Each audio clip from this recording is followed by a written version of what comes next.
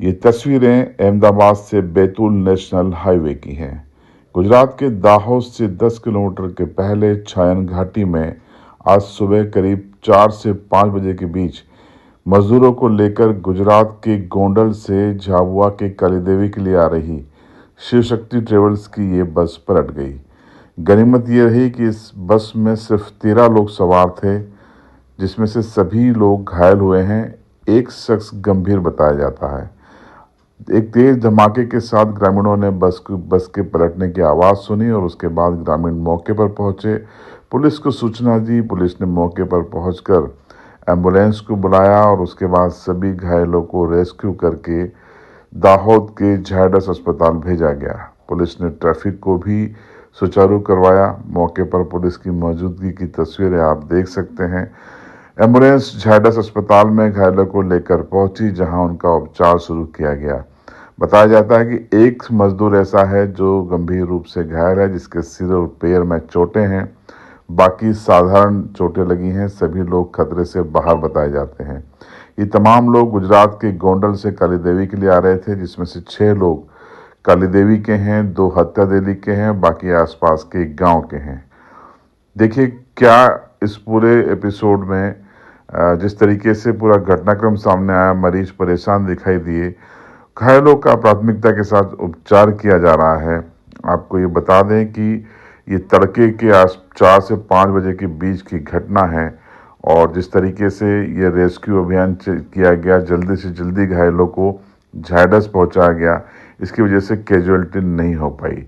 सुनिए हादसे के प्रत्यक्षदर्शी। एक्सीडेंट थયું एकदम अचानक अवाज આવ્યો સવારમાં 4 વાગ્યાના ટાઈમમાં। તો અમે ભૂતેલા હતા, તો જાગીને દોડીને આવ્યા હું થયું જોવા, તો અહીંયા બસ એક પલટી થઈ ગઈ હતી। એમાં પેસેન્જર હતા, એ દબાઈ ગયેલા હતા અંદર। તો અમે ગામજનોએ બધા ભેગા થઈ અને લોકોને બધાને કાઢ્યા અંદરથી, કાચ ફોડી બીજું ખોદીને કાઢ્યા, આવી રીતે કરીને કાઢ્યા। લગભગ 6-7 જણને વધારે ઈજા થઈ છે અને બીજા નાના છોકરાઓને એમને વાગ્યું પણ ઓછું છે। તે હાલ હમણાં ઝાયડસમાં શિફ્ટ કર્યા છે। એમને એમ્બ્યુલન્સની મદદથી ઝાયડસ દવાખાના સુધી પહોંચતા કર્યા છે। 4 થી 5 એમ્બ્યુલન્સ અમે બોલાવી હતી। હા, પછી પોલીસ સ્ટાફને એ બધા આવ્યા, થોડી એમને બી મદદ કરી, થોડી ગામજનોને મદદ કરી અને આમનો બચાવ કર્યો અને કોઈને મોત થાય એવું નથી, એટલી બધી ઈજા નથી થઈ।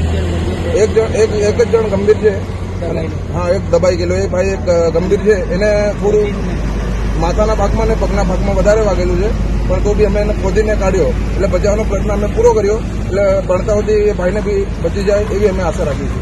શું નામ તમારું? મારું નામ रणवीर बामणिया जयकोट। डॉक्टर लगातार घायलों का इलाज कर रहे हैं। एक 5 साल का बच्चा भी इस हादसे में मामूली तौर पर घायल हुआ है।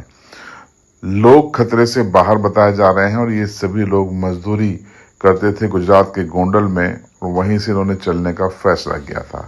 सुनिए इस हादसे को लेकर डॉक्टर का ये बयान। आज सवार में 5:30 वागे आजूबाजू घटना बनेल है। रामपुरा घाटी आगे छायन घाटी त्या आगे खानगी व्हीकल पलटी खाएल है। त्याथी अમને कॉल आवेल है। तात्कालिक सारवार माटे तात्कालिक अमारी सेवाओं चालू कर नाखी अने बधा बेडो खाली करावीने बधा टोटल 13 पेशન્ટ अहींया आवेल छे। एमांथी 5 बाळक छे, बाकी लेडीज छे जोडे। एमने ईजा थयेल छे અને અત્યારે કોઈ ગંભીર નથી અને બધા જેટલા પણ પેશન્ટ છે બધાને સારવાર મળે છે અને બધા અંદર અત્યારે સારવાર હેઠળ અંદર દાખલ છે ઝાયડસ હોસ્પિટલમાં। डॉक्टर जयेश बाबू। इस हादसे ने एक बार फिर से सवाल खड़े कर दिए हैं कि गुजरात में मजदूरों को लाने ले जाने वाली बसों में मजदूर जिस तरीके से सफर करते हैं, ज्यादातर बसों की जो फिटनेस है वो गड़बड़ है, ठीक नहीं है, लेकिन बावजूद इसके उसमें सफर करने को मजदूर मजबूर हैं। प्रशासन कहाँ है, परिवहन विभाग कहाँ है, ये सवाल भी लगातार खड़े हो रहे हैं। अब इन सवालों का जवाब कब मिलेगा? क्या लगातार हादसे होते रहेंगे? क्या ऐसी बसों का फिटनेस की जांच का कोई अभियान चलेगा? ये एक बड़ा सवाल है और इन सवालों का जवाब कब मिलेगा, इसका इंतजार सभी को है।